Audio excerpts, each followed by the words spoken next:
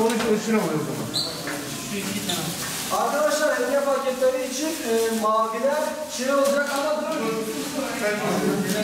Mesela hangisi olacak? Canlı sahne için Sahneden de güzel görüntü yapacağım.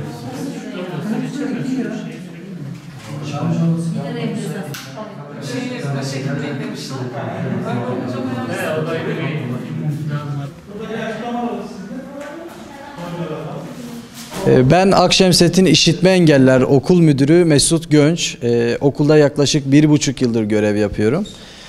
Okulumuzda işitme, zihinsel ve otizm engeli bulunan yaklaşık 93 öğrencimizle eğitim faaliyetlerimiz devam ediyor.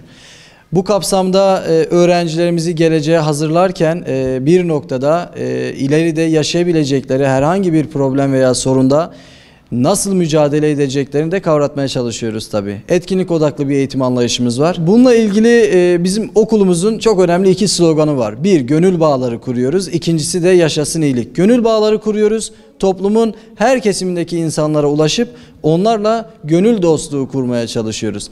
Diğer bir sloganımız olan yaşasın iyilik ise biz inanıyoruz ki okullar sadece 4 duvardan ibaret değil. Sadece eğitim faaliyetlerinin yürütüldüğü okullar değil bu binalar. Bunun dışında eğitim kurumlarının sosyal sorumluluk noktasında da belli bir birikime sahip olduğunu düşünürsek bu noktada topluma vereceği, kazandıracağı çok şey vardır. Biz bugün bayram öncesi çocuklar oyuncaksız kalmasın diye Malatya'nın Battalgazi ve Yeşilyurt ilçelerindeki yetim, öksüz çocuklarımıza oyuncak kampanyası başlattık.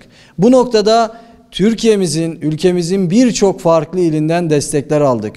Ben başta maddi ve manevi desteğini esirgemeyen tüm öğretmen arkadaşlarıma, ekibimize, dışarıdaki dostlarımıza çok teşekkür ederim. Hakikaten çok iyi bir iş başardığımızı düşünüyorum ve yaklaşık 250 öğrencimize inşallah bayram öncesi hafta oyuncakları evlerinde kendilerine ulaştırmış olacağız. Oyuncakları tamamen dostlarımızın, okuldaki arkadaşlarımızın kendi seçtikleri oyuncaklardan oluşturduk. Tamamen yeni oyuncaklar bunlar.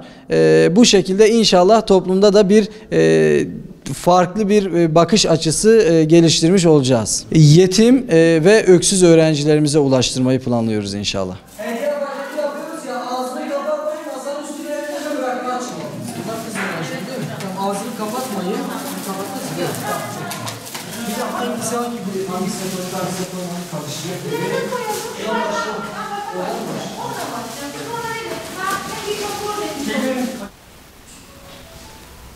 Bak ya.